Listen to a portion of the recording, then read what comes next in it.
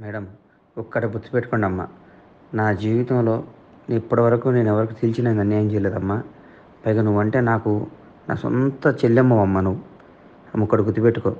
నేను బోర్డు ఎందుకు పెట్టానంటే ఇందాక అడిగాడు మన అబ్బాయి పేరేంది మనోడు సునీల్.